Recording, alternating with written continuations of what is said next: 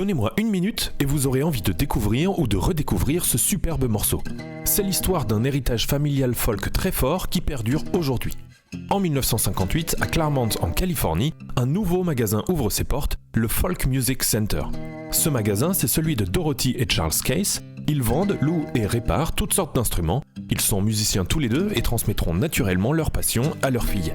Helen Chase, devenue Helen Harper, transmettra à son tour cette passion musicale à son fils, Ben Harper, que l'on voit ici à droite avec son grand-père. Le petit Ben grandit dans ce magasin unique où il découvre une multitude d'instruments. Un en particulier deviendra son instrument fétiche, le Weissenborn, une guitare dont la caisse de résonance se prolonge jusque dans le manche. Karl Hermann Heinrich Weissenborn est marqué au début du XXe siècle par la musique hawaïenne. Pour fabriquer son instrument, il utilise un bois unique, celui du koa, une variété d'acacia qui ne pousse qu'à Hawaï sur les pentes des volcans. Les cordes du Weissenborn ne pouvant être pincées à la main, on en joue à l'aide d'un bottleneck, une pièce de métal que l'on fait glisser le long des cordes et qui apporte une signature sonore supplémentaire.